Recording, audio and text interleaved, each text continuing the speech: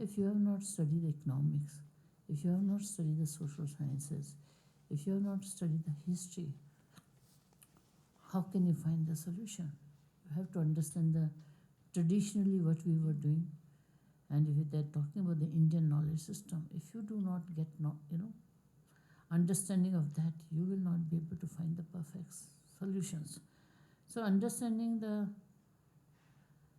social sciences, arts, humanity, social sciences is extremely important, even if you're from the STEAM side. And today I find that when the students they work together, my law student, management student, physics students, or computer science student, they are working together to find a solution which can be either for the societal, solving the societal problems, or the aligning with the national priorities. Because today's youth is, when we were studying, we had the limited subjects to study. And so when I went to IIT Kharagpur, again there I was the first one in IIT who was with a biology background. I was not with the maths background. And the only girl in the class, and I had to all the time, walk with my class fellows and all those things. But what I learned by being with my class fellows, that you can't bring the gender there. You only bring the, what you offer in the group. When you are solving the group problems and assignments which used to be given to us by our professors. And I also come from extremely humble background. I come from a very tiny village. I had about 6 kilometers away the school from my village. So I had to walk every day, crossing the river. And if it's raining season, then you have to be this side of the river. You can't cross and go to the school. And passed the 5th class, and we had to go. We used to have the board exam at that time. So we went very far away in a town to give our 5th board exam. And it was in the village that you cannot leave your daughter in someone's house. And so my father stayed in the town in his friend's place, took me also there, and went and gave the exam. After 5th, what to do? My parents came from Pakistan because after the partition, they lost everything there. So my father and mother used to work in others' field, plucking the chilies and those kind of things. So my mother and father had that, we have the 4 children. We don't differentiate in 4. We'll give the education to all 4 of them as much as we can provide. So after 5th, there was no school, so my father had a good friend who said, put her in the boarding school. So I was put in the boarding school. Then in the university, till my doctoral program, done my PhD from UK. So cutting short the story, the point was that I think I was very privileged. Though my background is extremely humble, my parents did not differentiate between me and my brothers at all. So among all the 4 siblings, I mean the highest education I have gained. And anybody and everybody in the relations neighborhood said, when are you going to have your daughters married? My father said, there is somebody, her match, at the right time he will come and she will get married. So I'm not bothered about my daughter's marriage. I'm more concerned for her education. So I always felt that I think I got my parents as my gods, not just the parent, because they have blessed me. So in today's, when we talk about the STEAM, I think we should stop talking about the discipline for any gender. Rather, we have to look at the talent. I've got the 3,000 PhD scholars. And the majority of my PhD scholars are female PhD scholars in STEAM discipline. And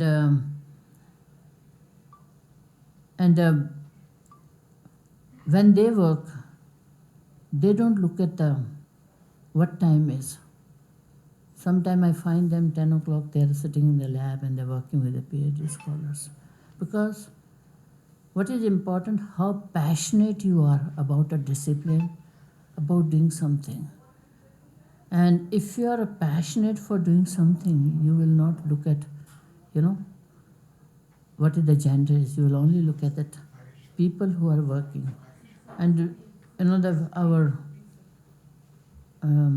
system for rewarding the faculty is such that you only look at the what is the performance, and you find the maximum incentives are by the female faculty than the male. So research and the STEAM research is important. That how do we create that culture in the university and attract the talent. And automatically, I think that today's female are very ambitious. They know what they want to achieve, how they want to achieve. Only you have to facilitate, create that culture and help them.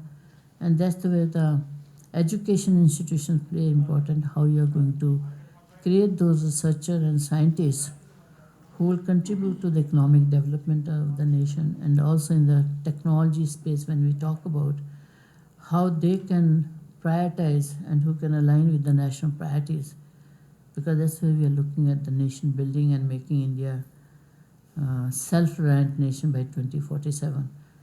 And the collaboration of the all is important, but I think the talent which is coming today, and they need to be encouraged, to be supported.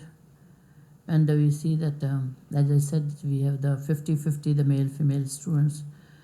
And when I look at my alumni, in our times, female used to leave the job because of the handling the family. That today's organization culture is such, those female students are, when they go to the corporate world, the good HR practices, they're able to continue their jobs even after having the children. And I think that's the culture which has changed. I think in the future there will be more such practices by the corporate world to encourage the female, to give the second career also to them, not only the first, if they take a break. And I think the STEM, if you take the CSIR, you take the DRDO, you take the various other research organizations, today the way the number are increasing those organizations, I think the female will be playing a very important role, because they got a lot of support from their families also and from the children. And if I am whatever I am today, apart from my parents, I think I was the luckiest person to getting such a wonderful husband, and the two kids who supported me, whether I reach home by 1 o'clock in the morning or 12 o'clock, they know we understand. So thank you. Thanks a lot, ma'am. It has truly been an illuminating exhortation. And I think from Kharagpur to Kharagpur, I will request Madam Richa Chopra, ma'am. And Kharagpur now has the distinction of having the Deputy Director, perhaps the first Deputy Director in the IIT system to be Madam Rintu Banerjee. So I will request Madam Richa Chopra, ma'am, who heads the Center for Excellence in Indian Knowledge Systems. That's a very specialized center out there. So over to ma'am to extol on the themes, whatever we are deliberating. Ma'am. My namaste to everybody, and thank you for inviting me to this forum. I just want to make a correction that I'm a core faculty at the center, and we have a head in Dr. Pani Grihiji. So whatever little I've heard is two things. One is the binary that we are taking of being a male or a female. And second is the silos between the different disciplines. I would like to take a different route, which is something more to do with our fundamental. That is what I teach in IIT. I teach Upanishads, I teach Vedanta, and I teach Yoga. And that is above the binary of male and female and all the divisions. So I would just like to start off with a small anecdote.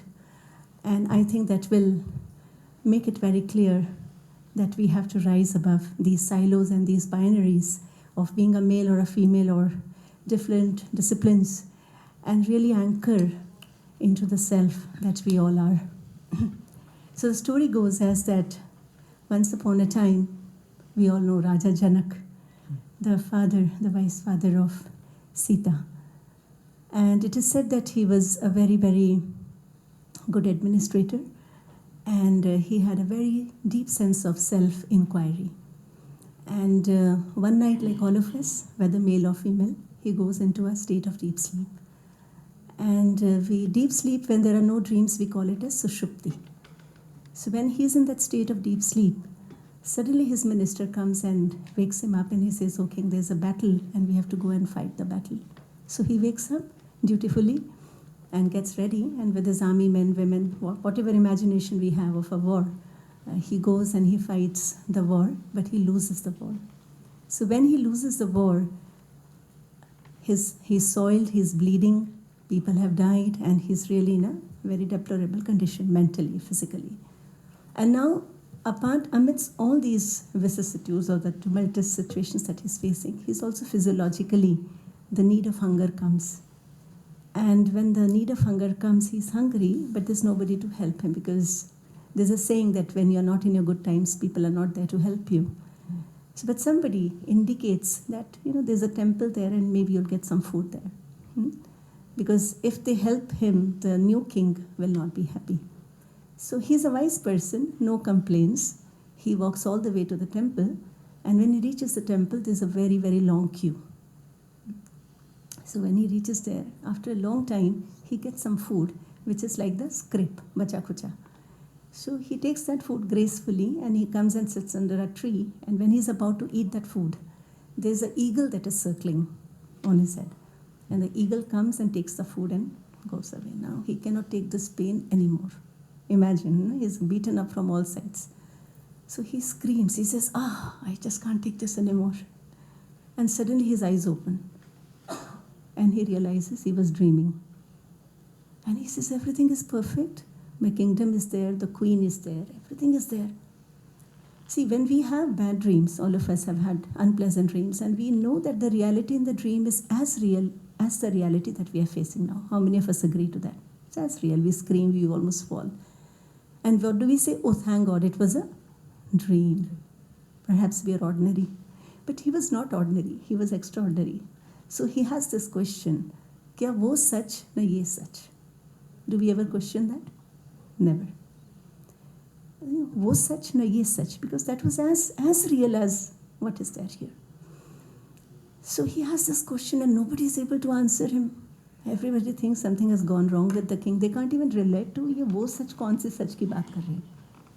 So after many, many days in that kingdom, there comes a person and he has extraordinary bends in his body. We all have bends in our body, but he has extraordinary bends. So a bend is vakra in Sanskrit and ashta is 8. So he's Ashtavakra Rishi. We would have heard this name, Ashtavakra Muni. So see, if somebody makes fun of our looks, we feel so dejected, we feel so bad, so conscious. So everybody makes fun of him. Ye teda vyakti, ye raja ko batayenge, wo sach na ye sach. And look at the grit of the rishi. He's tall on knowledge. So he laughs back. He says, I think I have come to a congregation of cobblers. Mochi, ye meri chamdi dekh ke batayenge main kya hu. So these are small messages which are so important. The king immediately recognizes that he's not ordinary. So he says, O Rishi, tell me, kya wo sach na ye sach? He has this question. Who? Raja Janak. He says, what is truth? What is truth? Truth that is beyond the 3 kalas. Bhut, Vartaman and Bhavishya. Jo तीनों कालों में नहीं बदलता, वही सच है. Yes or no? So he says, when you were having that experience of being soiled, bruised, the eagle taking away your food, all those things, when all that was happening, was this there? What is happening right now? I'm sitting.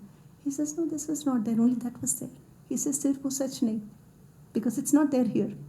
And whatever is happening right now, I'm sitting in front of you, I'm talking. Was this there when that was happening? He says, no, ye to nahi tha wahan. So he says, na wo sach, na ye sach. Tum hi sach. The question is what? What is na wo sach, na ye sach? जो सपने में हो रहा था, वो सच नहीं.